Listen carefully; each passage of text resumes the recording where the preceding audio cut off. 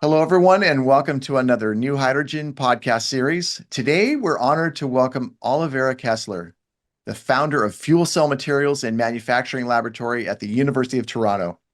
Since 2007, her work is focused on advancing solid oxide fuel cell technology to reduce costs, improve durability, and enable mass production. Olivera's groundbreaking research aims to accelerate the adoption of cleaner energy conversion technologies, driving significant reductions in air pollution and greenhouse gas emissions. Olivera, welcome. We're honored to have you with us. Thanks for having me. Appreciate it. Great. Let's get started with our first question, which is fuel cell related. So, why aren't fuel cells everywhere yet? We hear a lot about them in the news. Why aren't they everywhere yet? Solid oxide fuel cells sound like a magic, super efficient, clean energy, no smog type of solution. So, why isn't everybody using them? Right. Well, they do manage to avoid air pollution without magic, just physics. But I think, like a lot of clean energy technologies, ultimately, whether they're used widely does, to some extent at least, come down to cost. And more specifically, not just the total cost of the technology, but actually just the price tag. There are a lot of uh, subsidies that are already in place de facto for a lot of the dirtier technologies that uh, renewable and clean energy sources compete with. There's some International Monetary Fund has quantified those as in multi-billion dollar level subsidies. They have a study that they put out on that, which is available publicly. But the a lot of those costs associated with dirtier forms of energy are not borne by the people using the energy, buying the technology or installing it. They're borne by things like the public.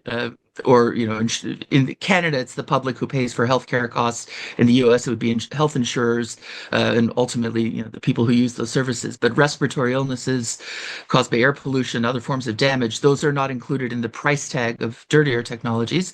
So clean technologies have to basically compete. Their price tag has to look competitive compared to the price tag of burning fossil fuels, even when those real economic quantifiable costs are not embedded in the price tag for the dirtier options. Yeah, you bring up a great point. There's so many hidden costs actually in our traditional methods that we don't talk about when we're just talking about, the levelized cost of goods for hydrogen or for any kind of energy production that's clean.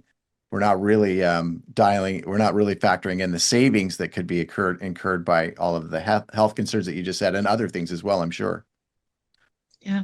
Uh, Here in Canada, our province, Ontario, has done a study about 20 years ago now where they quantified how much they were spending on the healthcare costs associated with air pollution.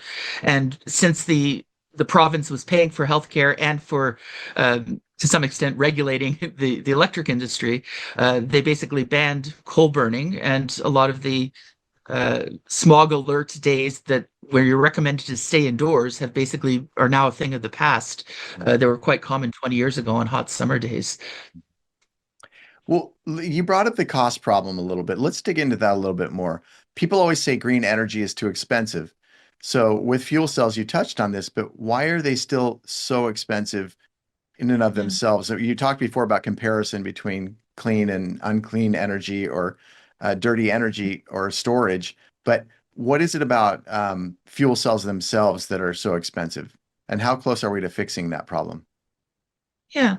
Well, I mean, I, I would I would suggest that if we actually quantified the true cost, they're not necessarily more expensive, but in terms of the cost that's paid by the people who are going to install the energy supply, the really it's true that any new technology before it's commercialized and mass produced, at large scale, is going to be more expensive just because you're still building it, by hand, each unit one at a time. So I mean, solar panels started out much more expensive, say 50 years ago, and now the cost, even the price tag of solar panels has become competitive with some of the dirtier options.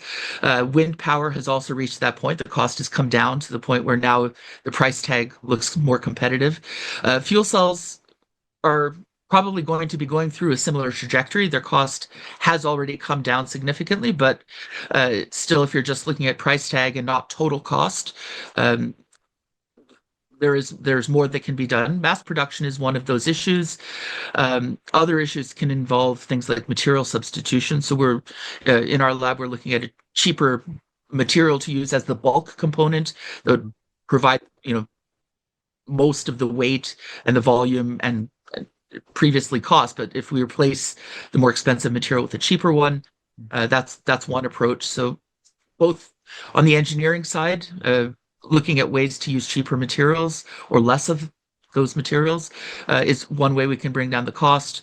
The mass production side, we can look at more automation, and frankly, embedding actual quantifiable costs into the price tag of all technologies before they are compared would make the market decision more accurate in terms of reality based instead of having some of the costs in different being paid by different people. A great point. And speaking of, well, fuel cells and technology in general, and some that are more advanced than others, batteries are dominating everything right now. Everybody's loving their electric cars, and we have battery storage. Are fuel cells better than batteries, or are we talking about two different things?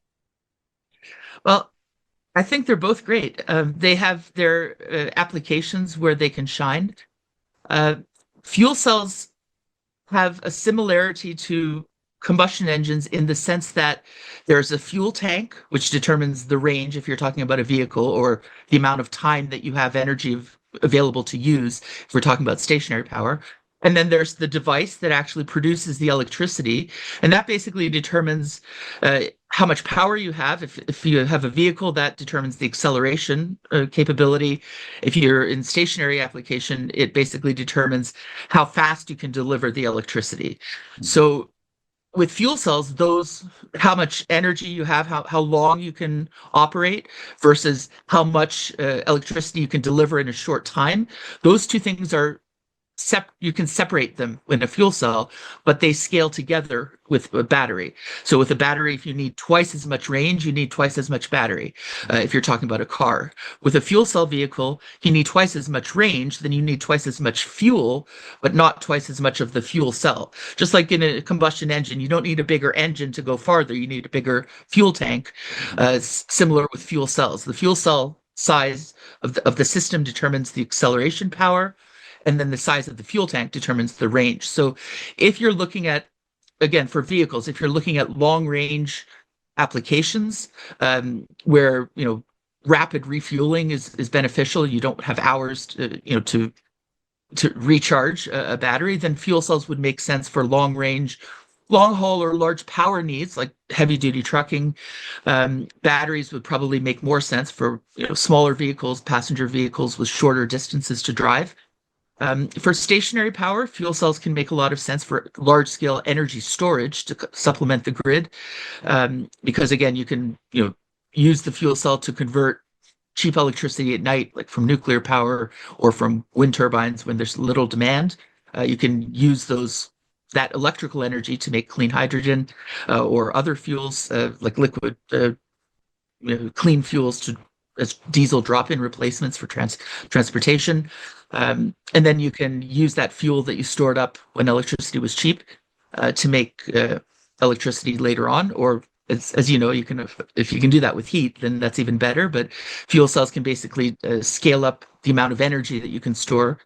There are flow batteries now that are considered for grid applications as well. So I would say fuel cells would be a great choice if you're looking for a lot of energy, a lot of range, long-term power production, long times rather, and batteries maybe for shorter times, shorter range. If you don't need a lot of charging time, or if you can drive during the day and charge overnight, batteries would be a great choice. Well, you brought up a great explanation of how these different parts fit together. So it is kind of an apples and oranges. Batteries are good for certain applications. Fuel cells are good for other applications. There is some overlap between the two of them, it sounds like, but there is definitely a place for fuel cells in the future. And that brings me kind of to the next and maybe our final question here, and that is, What's next for clean energy? You're in this industry. If you were to look into your proverbial crystal ball there, what do you see for fuel cells and even hydrogen in 5 years from now? Yeah. Well, I think they have a role to play as part of a portfolio of clean energy technologies. For example, you can use fuel cells together with renewable power to produce hydrogen when you have free and clean electricity available or extra beyond current demand. So that's one application.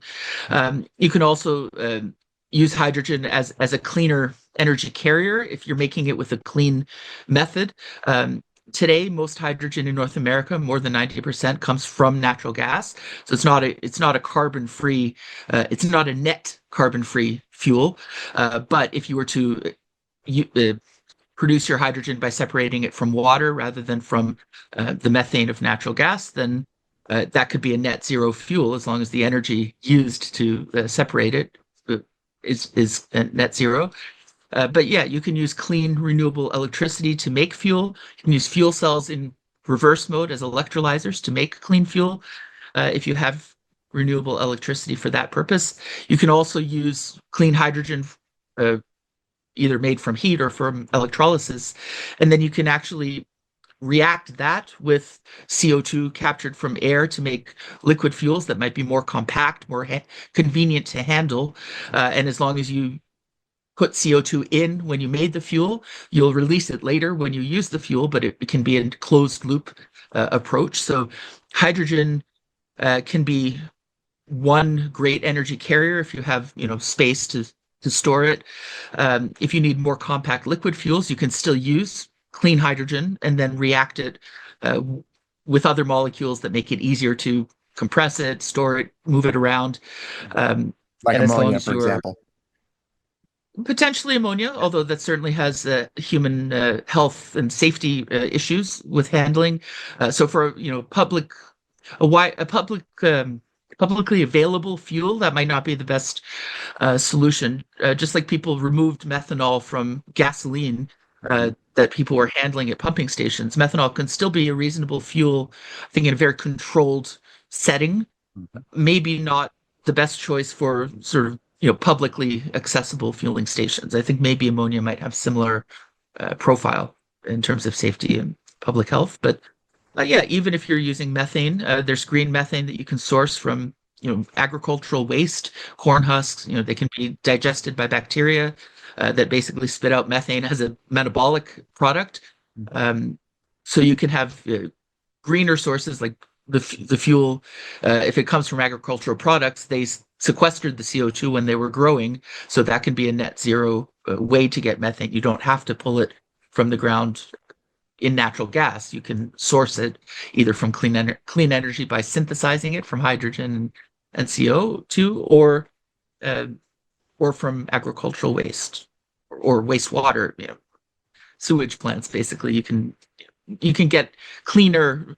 Uh, that doesn't sound clean, but net zero, net carbon Gotcha. neutral sources of fuel, even if they have carbon atoms within them, Yeah. they can still be net zero CO2 emissions if this carbon was sequestered at first.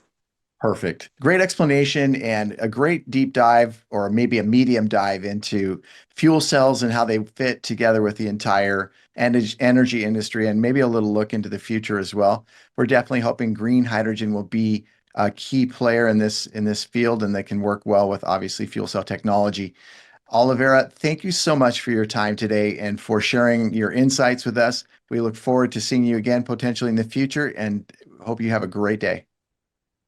You as well. Have a great day. Thanks for having me. Yep, you're welcome.